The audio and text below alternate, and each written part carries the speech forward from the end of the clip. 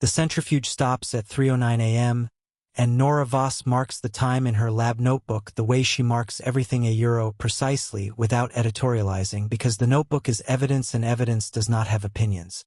She does. The tube in Bay 7 contains what the system officially logs as sample 7741C. A routine genetic profile draw for a standard longevity panel, submitted through BiogenX's Executive Wellness Program, flagged for priority processing, assigned to her bench because she is the fastest technician on the night shift and speed is what the Executive Wellness Program pays for. The name on the requisition form is redacted, as all executive samples are. But the requisition number traces, if you know the internal coding system €, and Nora has spent 4 years learning it €, to a Tier 1 client account. She knows whose sample this is. She has known since she pulled it from the priority courier at 1:45 a.m. It belongs to Edmund Vance. She opens the secondary refrigeration unit beneath her bench €, the one she has been maintaining, quietly, for 11 months €, and removes a different tube. Sample 0091M. A terminal patient. Stage 4 pancreatic adenocarcinoma. Metastatic. The sample was flagged for the research archive 8 months ago, then reclassified as surplus, then scheduled for destruction. Nora had reclassified it a second time, to a storage category that the automated purge system doesn't reach, and told no one. She holds the 2 tubes under the bench light for a moment. 2 small cylinders of biological material, indistinguishable to the naked eye, each one a complete map of a human being rendered in chemical shorthand. Then she makes the swap. The swap takes 40 seconds. Her name is Nora Voss. She is 31 years old, the daughter of a high school biology teacher from Akron, Ohio, and she has a master's degree in molecular biology from Case Western that she completed in the top 3% of her class while working 26 hours a week at a hospital lab. She did not apply to BiogenX because she believed in its mission statement, which references democratizing precision medicine 3 times in the first paragraph, despite the fact that a basic genetic panel at BiogenX costs $4,800 out of pocket and the Executive Longevity Program costs $180,000 annually. She knows this because she processes the invoices. That is also part of her job. It had started with a QC discrepancy €, the kind of minor statistical anomaly that most technicians note, log, and move past. Nora had not dismissed it. She had pulled the affected samples, cross-referenced them against the facility's donor database, and found something that took her 3 nights of off-hours work to fully understand and another 2 nights to believe. BiogenX was running a secondary program. Not in the company literature. Not in the regulatory filings.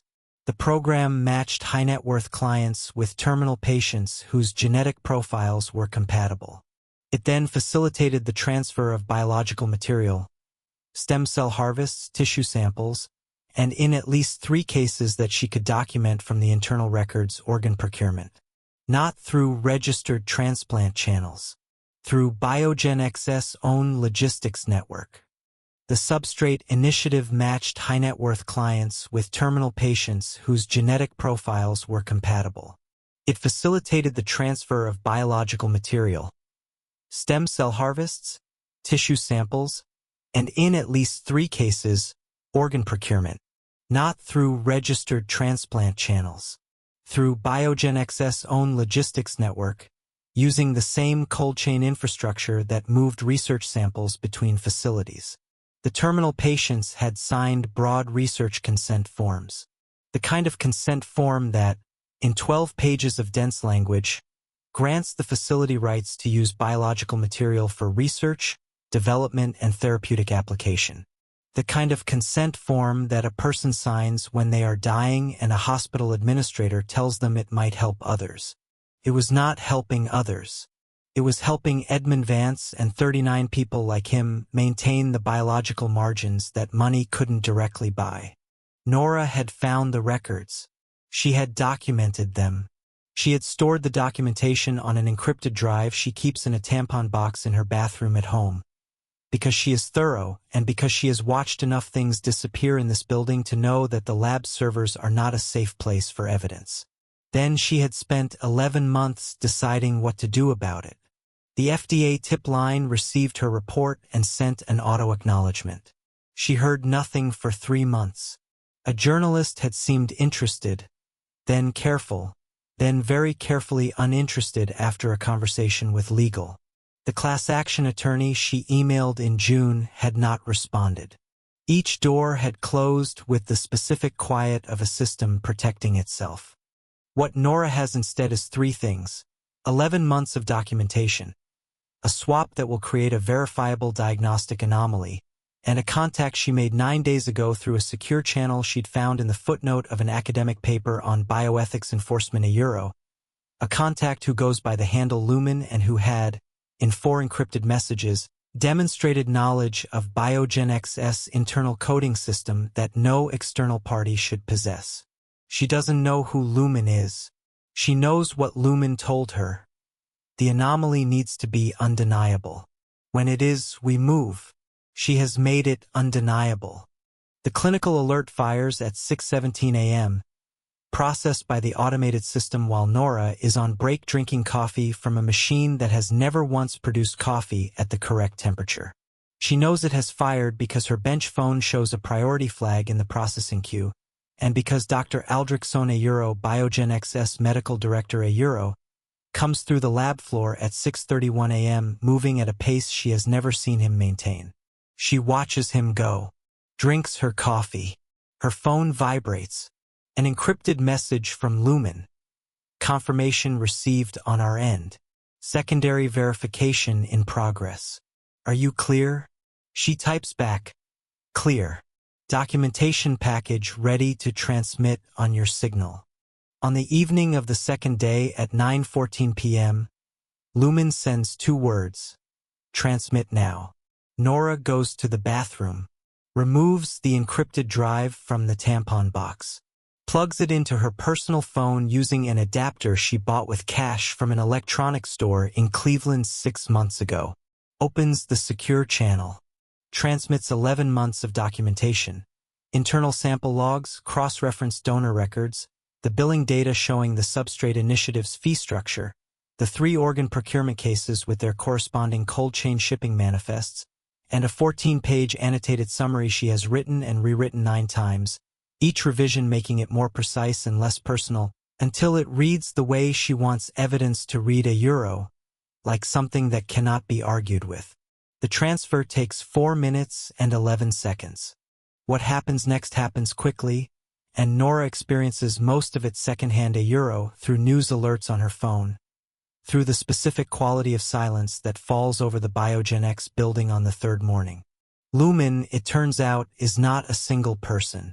Lumen is a 4-member investigative collective operating under the umbrella of a non-profit bioethics watchdog registered in the Netherlands, with legal partnerships in 7 countries.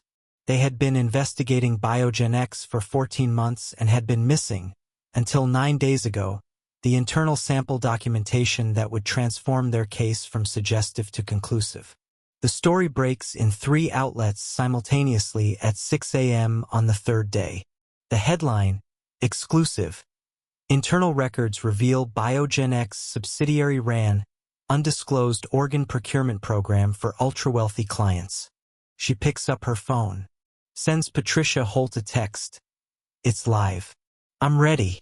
Then she gets out of the car, walks into the building, badges through the security door, and takes her position at her bench. She is going to finish her shift. Not because she isn't afraid she is, in the clean metabolic way that her body has been registering fear for 11 months, a baseline anxiety she has learned to work around the way you work around a bad knee, accommodating it without letting it change your gait. But because her shift ends at 3 p.m. and her documentation is sound and her lawyer is ready and the story is in the world now and cannot be recalled, and there is in the meantime a rack of samples that need processing and a calibration check due at noon. She picks up her first tube of the morning, sets it in the rack, begins. The FDA opened a formal investigation 14 days after the story broke, under pressure from a joint letter signed by 22 members of Congress and 3 European regulatory bodies. BioGenX's operating license was suspended pending review within 3 weeks. Edmund Vance resigned from the board of Vance Biosciences on the same day the suspension was announced, citing health concerns. Of the 40 executive clients identified in the Substrate Initiative records, 11 retained legal counsel in the first week. 7 issued statements through publicists. 22 said nothing. Patricia Holt filed Nora's whistleblower petition on day 4. The process would take between 18 months and 3 years. There would be depositions. There would be attempts to characterize the sample swap as evidence of malicious interference rather than investigative necessity. There would be a period, probably extended, of professional limbo. I know, Nora said. You should also know, Patricia said, that the documentation you produced is, in the opinion of 2 forensic accountants and a molecular biologist I've consulted, the most complete internal evidence package submitted in a bioethics case in the last decade. Nora thought about this. I had 11 months, she said. In the 3rd week, Nora received a message forwarded from an anonymous source who claimed to be one of the terminal patients whose biological material had been used in the Substrate Initiative. The message was 3 sentences. I didn't know what I'd signed. I want to know what happened to my body. Thank you for finding out. Nora read the message 4 times. Then she saved it to the encrypted drive €, not as evidence, just as a record €, and went back to her online course. There was a section due by Friday. She was going to finish it. She has not updated her lab notebook, which she has kept, precisely and without editorializing, since her first day at BioGenX.